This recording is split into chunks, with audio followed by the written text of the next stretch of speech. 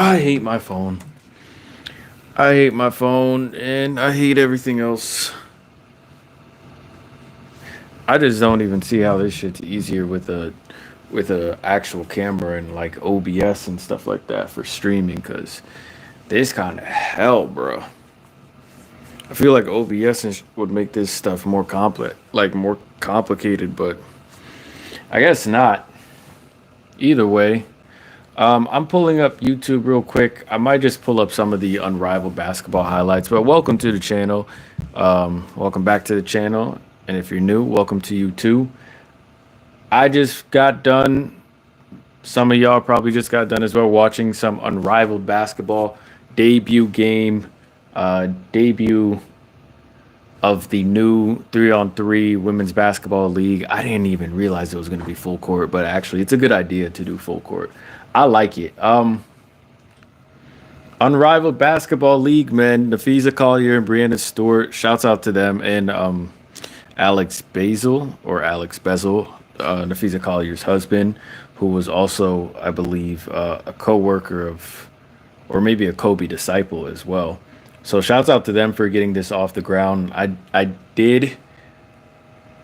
I was aware that I think Alex Bezel and Fee, maybe it was them. They had through the lens. They had a couple different like business ventures before, but I feel like they were always kind of they were, if you paid attention, they were really inching forward with trying to develop something like Unrivaled, and it makes sense now like what they were doing. So really shouts out to them because they got it off the ground. They got a wealth of investors and a lot of people just buying in. So like that's money moves on their part. So shouts out to Nafisa Collier and Alex Bezel because they actually did get it off the ground when people weren't. I don't know. I think they did a good job of keeping not keeping things secret, but they did a good job of like getting everything in place before an entire rollout. You know what I mean? It just looks organized, it looks clean, it looks smooth. It doesn't look like there are going to be any hiccups, and I don't think there have been any hiccups so far, just going off of like the players' reactions and how it's looked from the outside looking in. So shouts out to them. Shouts out to Unrivaled. I want to say this though. I believe even though this is a great, a great substitute for a lot of the players, a lot of the domestic players, so they don't have to play overseas. Um, we have to remember that this playing basketball in the country and just like staying fit, doing what they do, this isn't necessarily the goal. You feel me? I don't know, but this is just me personally. I don't want this to be the goal of women's basketball because truth be told, the more games they're going to be playing, I think season by season they're going to increase the amount of games being played because of the attention for the league. So they're going to have more games added to the season. This isn't the goal. You feel me? This is fixing an already existing problem, but this is just a much better to me, it's a much better band-aid on the on the cut. Like let's say it's a big gash and we had like a little small tiny band-aid on that gash. This is actually like cleaning up the gash and getting some gauze on that and then wrapping it up properly. You feel me? Like, but it's not the overall goal. It's just a great substitute for what was already something very inconveniencing. This does not inconvenience the players anymore, which is why it's very important. And that's great. But to me, it's like we can't forget, even though we have this great thing here, we have to remember this is the off season. This is technically a WNBA player's off season. And the off season is rest, recovery, and training, basically. That's what the off season is about. The reason these players don't get off seasons where they can decide, not saying that they have to play or they have to join Unrivaled or whatever, but again, trying to make ends meet for their careers off of their salaries, they have to go into different ventures just to make ends meet during the off season. So we have to remember that this is not the end goal. The end goal is the W, or let me rephrase that. The end goal is for the NBA to stop hoeing the WNBA and stop puppeteering them into lower means so that the players can actually benefit from the growth of the game that they're already experiencing, one, and from just common sense and decency and logic. Because I'm not going to be the person that lets the NBA off of the hook. Okay? No one told them to sign the WNBA up for a $2.2 billion 11-year contract. No one told them that was a good idea. You can change just right then and there. You could have changed the entire scope and landscape of women's basketball. Just right then and there, if the NBA carved out 10 billion for the W, we wouldn't even need an Unrivaled at this. Well, it needs some time to roll out, so we probably would get like 1 or 2 seasons of Unrivaled, but we wouldn't even necessarily need it. The players would have enough money on their own to create something during the offseason if they wanted to hoop like that. You feel me? And if they wanted to televise it or just take that content, put it on YouTube, use it to boost their own brands. The end goal, the main goal, is to get the NBA to stop hoeing the WNBA. Not hoeing the WNBA, because I think the NBA is really using the WNBA as puppets. But in your quest to hoe the W, you're hurting the players, you're hurting the product. The end goal of all of this is for the NBA to stop hoeing the WNBA players. Because if they get the paychecks that they're supposed to get, if they get bigger cuts of these media deals, these multi-billion-dollar deals, if they get those things, these leagues don't exist, and they can use the offseason for what the offseason is supposed to be used for. You feel me? Because as y'all can see, or if you all were watching this, if you all were watching Unrivaled, these games, they're, from the looks of it already, it's pretty intense. It's already a very intense environment. You got coaches, you got people like players taking this stuff absolutely seriously. And I can't be one to think that even though this looks like a great way to stay in shape for the incoming WNBA season, I can't be the only one thinking along the lines of this can also pose injury risk. You feel me? Like this can also pose. I don't want to bring that up, but this can also pose, like, again, different, not rifts, but it can pose a wealth of risks and problems just as much as it can help the product. You feel me? But again, I just want to start off by saying that remember that this isn't the goal. This isn't the goal. Now, the second part I want to talk about is basically people saying, "Oh, the WNBA and Unrivaled beef. This WNBA and Unrivaled beef." From my perspective, okay, remember this, and I'm not just saying this just because I have this crazy conspiracy. No, it's just reading in between the lines and actually just paying attention, right? The WNBA, they get a lot of slander for stuff, but what people don't understand is you have to redirect that slander to the NBA. The WNBA is not its own entity yet, even though it has front office, commissioner, and all that stuff. To me, a lot of those positions are puppet positions. The NBA still has governance over the WNBA, still owns majority of the WNBA, and still has deciding power over the WNBA. So a lot of the things players and people and consumers bitch about, you're really actually slandering the NBA. And you should be slandering the NBA, right? So this WNBA and Unrivaled beef, they're saying Derek Hamby, I think, popped out saying that there's no like beef going on or something like that. She can say whatever she wants to. Make no mistake, Unrivaled is here to show up the WNBA. I won't say that definitively, so I'll say in my opinion. In my opinion, Unrivaled is here to show up the WNBA and show the WNBA what organization looks like. What first-class sports treatment looks like. You feel me? So you could say, yeah, it's not about the WNBA, and genuinely it probably isn't, but it's like, you know what you're doing. You know what you're doing. Like Unrivaled, you know what you're doing. Anyway, let me go ahead and get into these comments, and then I'll get into the games. Now, I will say right off the bat, I did miss the games. I missed the first game, the Skylar Diggins, Jewel Lloyd game. I was on the road, bro. I forgot to put this crap to record, but I heard it was an amazing game. Skylar Diggins, I watched the highlights on YouTube. It was like 5 minute highlights. Skylar Diggins went crazy. Jewel Lloyd went crazy. Sky went that last three. I thought that crap was off. Like Dejanay was right in her face too, and Sky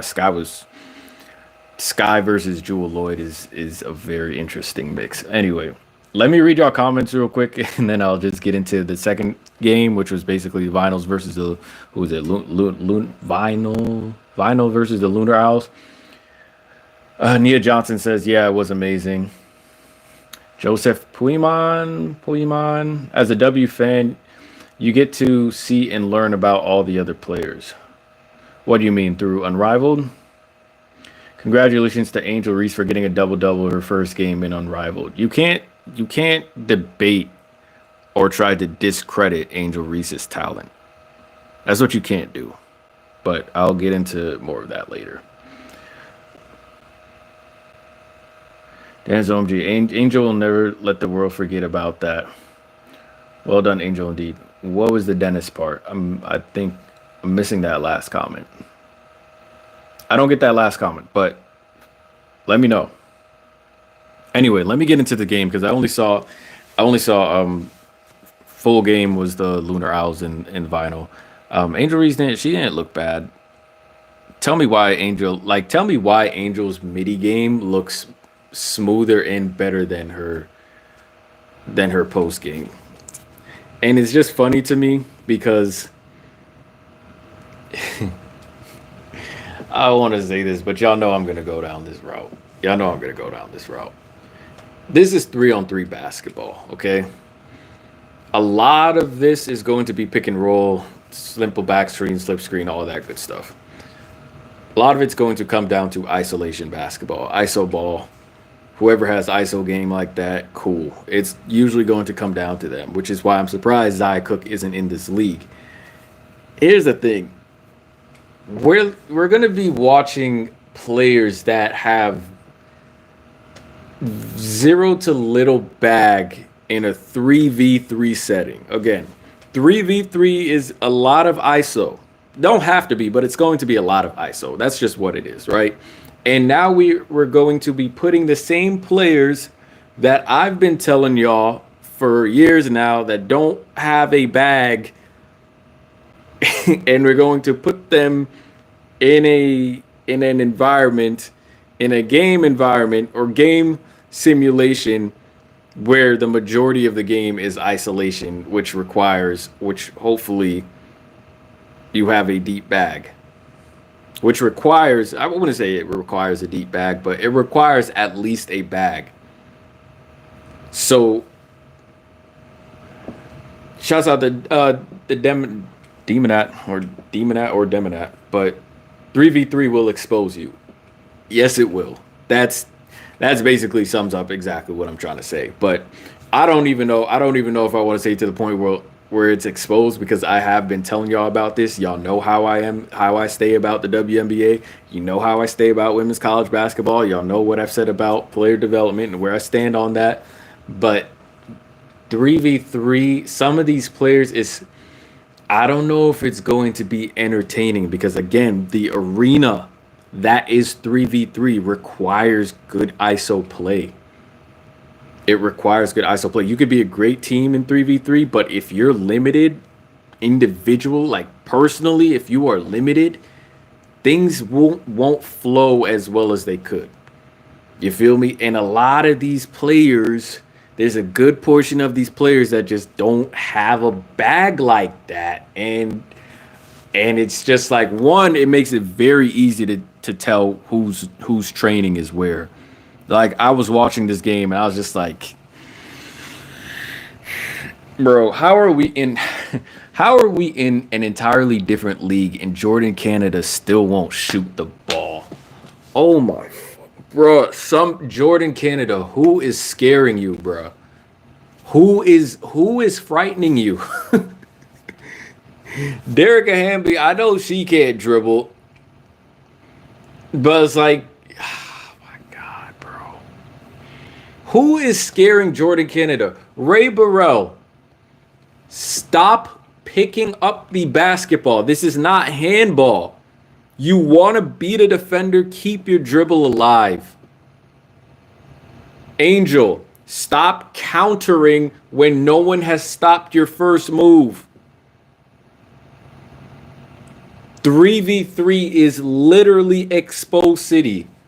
Expose city. Aaliyah Edwards. Alicia Gray is left-handed.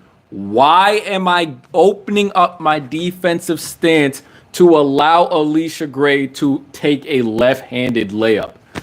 What are we doing? Can we? My thing is, if we're going to use this, if this is a great league and everything, and we're going to use this to basically slingshot straight into the WNBA, can we at least, you feel me? Like, I appreciate the hustle. I appreciate the intensity, but where's the attention to detail right now?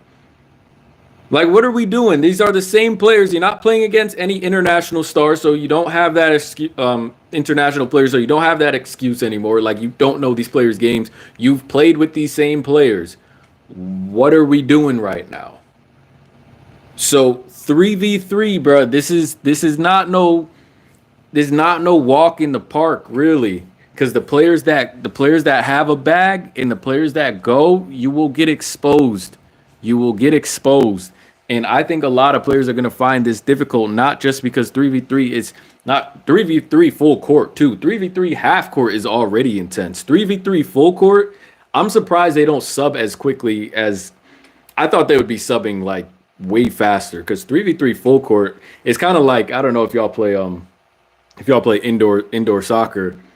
And the field looks super small, but when you run in that bit at least 16 times, it start looking like a stupid big field, right? So 3v3 full court, I thought they would sub a little bit more, but I'm not gonna lie. I was watching the TV and I was watching the games and I was kind of laughing, and I was kind of laughing. I'm not gonna lie. I'm just watching players that I know have no bag try to get into a bag. So if y'all, like, to the players in Unrivaled, or to y'all trainers, in all these highlight tapes I've seen, all these highlight tapes I've seen, I'm not seeing it. I'm not seeing it, and I'll give y'all little discounts the first game, whatever. It's probably tough to get in, off season training and their schedule and Unrivaled and all the demands. I'll give you all those discounts, but I'm not seeing it.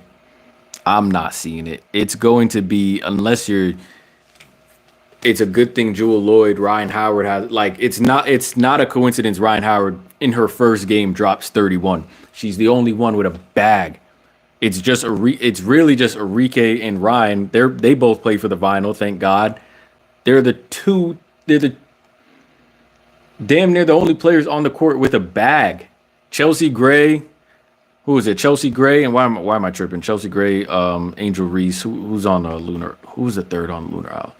Azare Stevens. It wasn't Azare Stevens at first. I'm tripping. But it's like you only have a couple of players that have a bag. It's weird. It's going to be an interesting mix. Now, I know the average, maybe the casual WNBA viewer might not care, but y'all know me. Knowing me, I sit back and I'm not laughing because I think it's a joke. I'm just laughing because it's like, now I can start, like, if the gaps weren't clear in your game in 5v5, they're super clear in this setting. So hopefully their trainers and their teams, hopefully the own teams are watching their players and like, yo, we need to get you better at this. We need to get you better at this. The game, the intensity and all that, that's there. That's great. Like, I don't have any problem with that. But for me, it's hard for me to be entertained when I can see the outcome before it happens. Jordan Canada had a 1v1 fast break with Angel Reese. Okay, here's what I'm talking about: attention to detail again. You guys play against these same players. Jordan Canada has a 1v1 against Angel Reese. She's like 5-6 feet in front of Angel Reese. I'm standing in the kitchen watching TV. I make a bet to myself. I'm like, $5 Jordan Canada doesn't go up for this layup. She runs around the basket. I'm like, oh, Angel Reese is going to chase your shot down and block. Angel Reese. I'm not going at any players right now. Neither should they, like, not on no disrespectful shit, but on some attention to detail type shit. Do you know Angel for chase down blocks? Does Angel jump like that? Jordan, go finish your layup, bruh. Who's I already asked that. So I'm like, I'm off that. I just wanted to see a little bit more attention to detail. If you're not, I'm not going to be, so I'm not like, again, I'm not going to be entertained by this play because at this point, again, I haven't even been watching WNBA for long, maybe half a decade, but I watch with so much attention to detail. I know everyone's game already. Like I know what's going to happen. So the shit is predictable to me. You feel me? So it's to me, it's not even about the fun. It's really about it's really like, yo, surprise me. Because I already know what to expect. It's like Ryan Howard surprised me. Well, not saying Ryan Howard really surprised me. He's dropped 31. Ryan Howard's a bucket. But I'm like, for a lot of the other players, I'm like, surprise me. Show me something. Like I see you training online. Show me something. Show me something in the game. So I'm sitting there. I'm just like sitting in the kitchen watching the game. I'm like, yo, surprise me. You're not. Because as of right now, you're not. Everything's predictable. So the entertainment factor for me is gone. Not saying that it's not enjoyable and it's not an enjoyable game, but the entertainment side for me is gone because it's like I just hope the players use this as an opportunity to really gather information just as much as they're working on their game. Like you should be going into the WNBA season and you should understand what this player's tendencies are because you played against them in Unrivaled. You feel me? The Unrivaled games, again, I missed the Skylar Diggins Smith versus Jewel Lloyd game, and I really wish I didn't miss that. I'm so mad I didn't record it.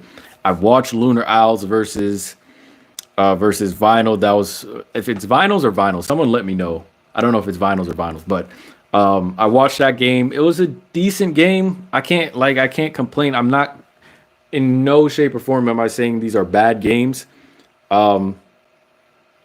But it's just to me, I think it might get a little repetitive faster than expected.